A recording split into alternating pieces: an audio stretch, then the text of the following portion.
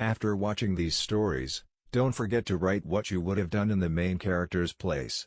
Now, let's move on to the stories. Darkness.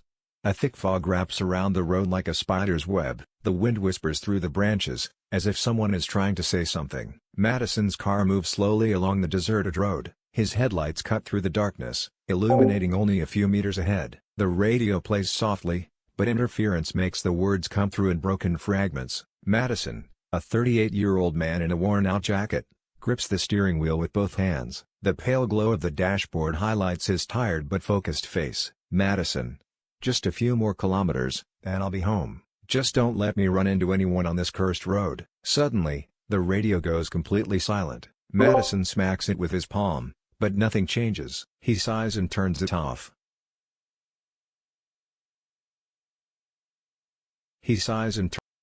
Darkness.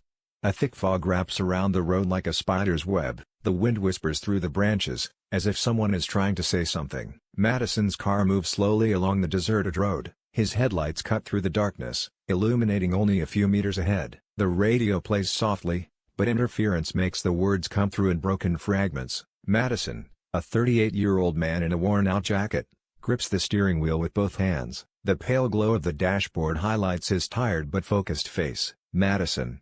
Just a few more kilometers, and I'll be home. Just don't let me run into anyone on this cursed road. Suddenly, the radio goes completely silent. Madison smacks it with his palm, but nothing changes. He sighs and turns it off. The only sound left is the hum of the engine. Ahead, on the roadside, Madison notices a figure. A man stands with his back to the road, dressed in a dark coat, his hands clasped behind him. Madison slows the car. Madison. What is he doing here? The man slowly turns around. His face remains in shadow, but it's clear that he's looking directly at Madison. Madison stops the car a few meters away, feeling his heartbeat quicken. Madison. Do you need help? The man doesn't answer. He just stands there, staring. A cold sweat runs down Madison's spine. He presses the gas pedal, but the car doesn't move. The engine stalls. Madison. No, not now. He desperately tries to restart the engine, but it's no use. When he lifts his head, the man is gone. Madison looks around, but there's no sign of him. Suddenly, a knock comes from the passenger side window. He turns his head and sees the man's face, now illuminated by the dashboard light. His eyes are empty, soulless. Man. You're late. Madison recoils toward the driver's door, but it won't open. He tries to scream, but his voice fails him. The man vanishes as suddenly as he appeared. The car starts on its own. Trembling, Madison slams the gas pedal and speeds away, avoiding the urge to look in the rearview mirror. Madison drives faster than he should. The trees on either side of the road seem to close in. He tries to call someone, but there's no signal. Suddenly, something appears on the road ahead, a large branch blocking the path. He stops the car and steps out to move it. Madison. What the hell? Who could have put this here? As he bends down to grab the branch, he hears rustling in the forest. He lifts his head and sees something moving between the trees. It's not an animal. It's a human figure. Madison. Who's there? No answer.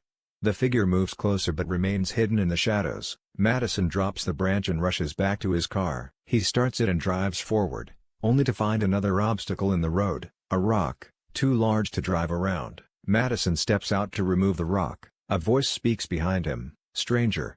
You shouldn't have stopped. Madison turns and sees the same man from the roadside, now standing in the headlights. His face is still hard to make out, but he's smiling. Madison. Who are you? What do you want? Stranger. My name is Neil. And I'm here to warn you, this forest. It doesn't like outsiders. A chill spreads through Madison's body. He tries to stay calm. Madison. What do you mean? I'm just passing through. Neil. You've been here too long. And they've noticed. Suddenly, Neil turns and walks into the forest. Madison tries to stop him, but Neil disappears into the darkness. Madison stands alone on the road, the unsettling feeling growing stronger, that something unseen is watching him from the shadows. Madison returns to the car but suddenly realizes that he left the keys in the ignition. He tries to open the doors, but they are locked. He looks around, feeling the darkness starting to breathe. The trees seem to lean closer, and the wind whispers incomprehensible words in his ear. Madison. What the hell? Who's doing this? He hears footsteps behind him, slowly, methodically. He turns around but sees no one. The footsteps grow louder, Madison begins to run along the road, trying to find any sign of civilization. Suddenly, he notices a light between the trees. It's a small cabin. He runs toward it, hoping to find help. Madison knocks on the cabin door. No one answers.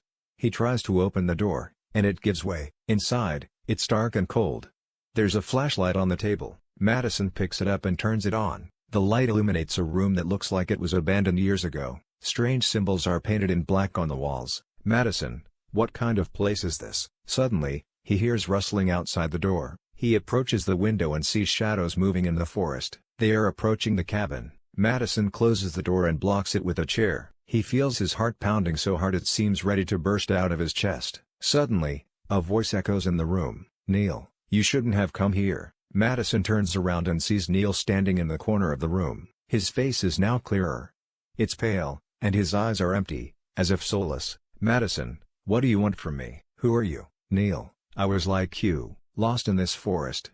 But they found me, and now I belong to them." Madison feels a chill sweep over his body. He tries to back away from Neil, but Neil moves after him like a shadow. "Neil, they're already here. They're waiting for you." Suddenly, there's a knocking at the cabin door. Madison turns and sees the door starting to shake. He realizes it's not just the wind. Something is trying to get in. Madison searches for an exit. He notices the back door of the cabin and runs toward it. He opens it and rushes outside. The forest around him seems alive. The trees creak, and shadows move as if trying to grab him. He runs, not knowing where he's heading. Suddenly, he sees a light in the distance. It's the road. He runs toward it, but suddenly his foot catches on something soft. He falls to the ground. Madison gets up and looks at what he stumbled over. It's a body. It lies face down on the ground. He carefully turns it over and sees Neil's face. But it can't be Neil. He was just in the cabin. The body is cold, as if dead for a long time. "Madison, what the hell? What is this place?" Suddenly, he hears a voice behind him. "Neil, you won't escape." Madison turns and sees Neil standing behind him. His eyes now glow red. Madison runs toward the road, but suddenly realizes it has vanished. He is surrounded by the forest. He closes his eyes, trying to calm himself. When he opens them, he sees he is standing at the edge of a cliff. Neil stands behind him. "Neil, they're waiting for you down there." Madison feels someone push him from behind. He falls into the abyss, but suddenly wakes up. Madison wakes up in his car. He looks around and realizes he is in the same spot where he met Neil. But now everything seems normal. No fog, no strange sounds. He feels relieved, but suddenly notices something in the back seat. It's Neil. He is sitting there, smiling. "Neil, you thought it was a dream?" Madison screams and jumps out of the car. He runs down the road, but suddenly sees that he is surrounded by the forest again. The trees lean closer, and shadows move. He realizes he never escaped the forest. He is still here. Madison falls to his knees, feeling the darkness envelop him. He sees Neil approaching him and extending his hand. "Neil, now you belong to them." Madison feels his body growing cold. He watches as his hands begin to disappear into the darkness. The last thing he hears is the whisper of the trees, "You will stay here forever." The next morning, Madison's car is found on the side of the road. It is empty. The police search the forest but find nothing. Locals say that this forest has an ancient history. Many have disappeared without a trace here. In the forest where Madison disappeared, a new symbol appears on a tree, painted in black. The wind whispers through the branches, "One more." Somewhere deep in the forest, laughter can be heard, and the shadows continue to move.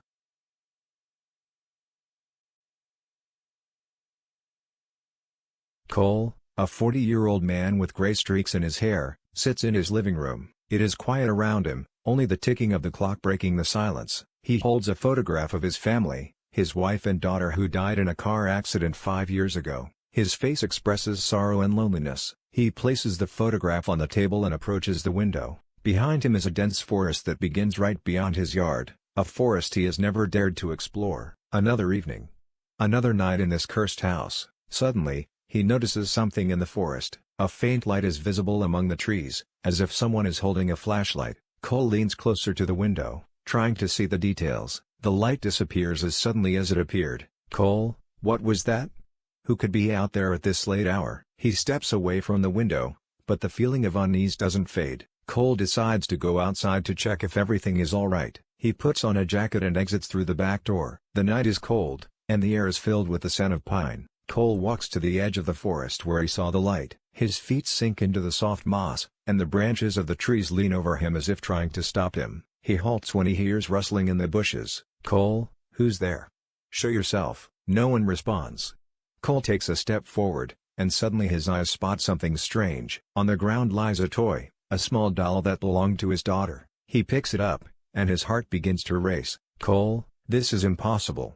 Her toy went missing years ago." Suddenly, he hears a voice. "Voice, Cole." He turns around but sees no one. The voice sounds again, this time closer. "Voice, come into the forest." Cole feels a chill enveloping his body. He takes a step back but suddenly sees a figure appear between the trees. It's a man in a dark cloak. His face is hidden by a hood, but Cole senses that he is staring directly at him. "Cole, who are you? What do you want?" The man doesn't respond. He simply stands and watches. Cole feels his legs carrying him back to the house. He enters and locks the door. His heart pounds so hard it feels like it might burst out of his chest. Cole sits on the couch, holding his daughter's toy. He tries to understand how it ended up in the forest. Suddenly, he hears a knock at the window. He approaches it and sees the same man in the cloak. Now he stands right behind the glass, his face still hidden. "Cole, get away. I'll call the police." The man does not move. Cole closes the curtains and tries to call the police, but there is no signal on his phone. Suddenly, he hears the voice again. "Voice, you must go to the forest." Cole feels his mind beginning to rebel. He tries to forget everything, but the toy in his hands reminds him of the past. He decides he must find out what is happening. Cole steps outside with a flashlight in hand. He walks toward the forest where he saw the man. The forest now seems even denser, and the darkness more impenetrable. He hears footsteps behind him, but each time he turns around, no one is there. Suddenly, he sees a light between the trees. It's a small cabin he has never noticed before. "Cole, who could live here?" He approaches the cabin and knocks on the door. No one answers. He tries to open the door, and it gives way. Inside, it is dark and cold. A candle lies on the table. Cole lights it, and the light illuminates the room. Photos hang on the walls, all depicting his family. "Cole, what is this place? Who did this?" Suddenly, he hears the voice again. "Voice, you must understand." Cole turns around and sees the man in the cloak. Now he stands in the room. His face is still hidden, but Cole feels he knows this person. "Cole, who are you? What do you want?" The man raises his hand and removes his hood. Cole freezes. Standing before him is himself, but it is not him. It is his reflection, but with empty eyes and a pale face. "Double, you have lost yourself, and now you belong to the forest." Cole steps back, but the double approaches. He feels darkness enveloping him, and everything around him begins to spin. He falls to the floor, and the candle light goes out. Cole wakes up on the cold floor of the cabin. The candle is out, and the room is pitch black. He fumbles for his flashlight, but it's gone. The air feels heavy, and he can hear faint whispers coming from the walls. He tries to stand, but his legs feel weak. "Where am I? What's happening?" He mutters to himself. The whispers grow louder, overlapping into a chaotic murmur. He covers his ears, but the sound seems to come from inside his head. Suddenly, the door of the cabin slams shut. Cole rushes to it, but it won't budge. He pounds on the wood, yelling for help, but his voice is swallowed by the darkness. A faint light appears in the corner of the room. It's the candle, relit on its own. Cole stares at it, frozen. The flame flickers, casting long shadows on the walls. The shadows begin to move, twisting and stretching into shapes that resemble human figures. One of them steps forward, its form solidifying into the man in the cloak, his doppelganger. "You can't escape," the figure says, its voice echoing unnaturally. "The forest has chosen you." Cole backs away until he hits the wall. "What do you want from me?" The doppelganger doesn't answer. Instead, it raises a hand, and the shadows on the walls come to life, reaching out for Cole. He ducks, scrambling to the other side of the room. The door suddenly flies open, and he doesn't hesitate. He bolts outside, into the forest. The trees seem to close in around him as he runs. Branches claw at his face and arms, and the ground beneath him feels uneven, like it's shifting. He doesn't know where he's going, but he can't stop. The whispers follow him, growing louder with every step. "Cole! Cole! Come back!" He trips over a root and falls to the ground. When he looks up, he sees the man in the cloak standing a few feet away. The doppelganger's face is now fully visible. It's him, but distorted, as if something is pulling at his features from the inside. "Why are you running?" the figure asks, tilting its head. "You belong here now." Cole scrambles to his feet and backs away. "I don't belong here. Let me go." The doppelganger smiles, but it's not a comforting smile. It's cold, almost predatory. You've been running for too long. The forest knows your pain. It can take it away. Cole shakes his head. I don't want your help. The figure steps closer. It's not about what you want, it's about what you need. Suddenly, the ground beneath Cole gives way, and he falls into a shallow pit. He looks around and realizes he's surrounded by objects, old toys, photographs, and pieces of clothing. They're all things that belong to his family. His heart races as he picks up a small bracelet. It's his daughter's. How? How is this possible? He whispers. The doppelganger appears at the edge of the pit, looking down at him. The forest remembers. It remembers everything. Cole tries to climb out of the pit, but the walls are too steep. The doppelganger watches him struggle, its expression unreadable. You can't escape your past, it says, but you can make peace with it. Cole stops trying to climb and looks up. What are you talking about? The figure crouches at the edge of the pit. You've been carrying this guilt for years. The accident wasn't your fault, but you've let it consume you. The forest can take that pain away. If you let it. Cole shakes his head. I don't believe you. The doppelganger stands and extends a hand. Then stay here. See for yourself. Before Cole can respond, the figure disappears. The whispers return, louder than ever. He covers his ears, but they don't stop. The objects around him begin to move, as if alive. The toys rattle, the photographs flutter, and the clothes twist into strange shapes. Stop it! Cole yells. Leave me alone. The whispers suddenly stop, and the forest falls silent. Cole looks around, his breath coming in short gasps. The pit is gone, and he's standing in a clearing. In the center of the clearing is a tree, an ancient, gnarled tree with twisted branches. Hanging from one of the branches is a noose. Cole stares at the noose, his heart pounding. He takes a step back, but the tree seems to grow taller, its branches reaching out toward him. The whispers return, but this time they're clear. End it, they say. End the pain. Cole shakes his head. No. I won't. The doppelganger appears beside him, its face now twisted with anger. You're weak. You've always been weak. That's why they died. That's why you're alone. Cole clenches his fists. You're lying. The figure steps closer, its voice rising. Am I? You couldn't protect them, you couldn't save them. And now you're nothing but a shell of who you used to be. Cole's vision blurs as tears fill his eyes. He falls to his knees, the weight of his guilt crushing him. The whispers grow louder, urging him to give in. End it, they chant. End it now. Cole looks up at the noose, his mind racing. The whispers are deafening now, drowning out all other thoughts. He stands and takes a step toward the tree. The doppelganger watches, a twisted smile on its face. That's it says. Let go. Cole reaches for the noose, but as his fingers brush against the rough rope, he stops. He looks down at the bracelet in his hand, his daughter's bracelet. He remembers her laugh, her smile, the way she used to hug him before bed. No, he says, his voice trembling. I won't give up. Not for you. The doppelganger's smile fades. You're making a mistake. Cole throws the noose aside and turns to face the figure. You're not me. You're just a shadow, and I'm done running from my past. The forest seems to shudder.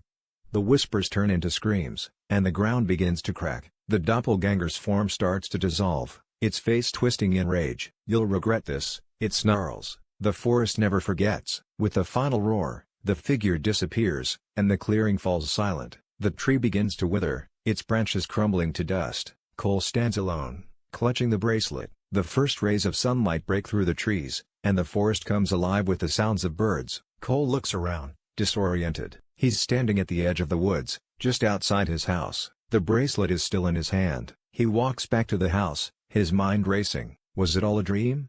A hallucination? He doesn't know, but he feels different, lighter, as if a weight has been lifted. Cole sits at the kitchen table, staring at the bracelet. He picks up the family photo and looks at it for a long time. For the first time in years, he doesn't feel the crushing guilt, he feels peace. He places the bracelet and the photo on the table and stands. He walks to the window and looks out at the forest. The trees sway gently in the breeze, and for a moment, he thinks he sees a figure standing among them. But when he blinks, it's gone. The camera pans through the forest, moving deeper into the trees. The whispers return, faint but unmistakable. The camera stops at the clearing, where the gnarled tree once stood. Now, there's nothing but an empty space. But as the camera lingers, a faint shadow begins to form. It twists and grows, taking the shape of a man in a cloak. The whispers grow louder, and the shadow turns to face the camera. Its face is blank, but its presence is undeniable. The forest never forgets.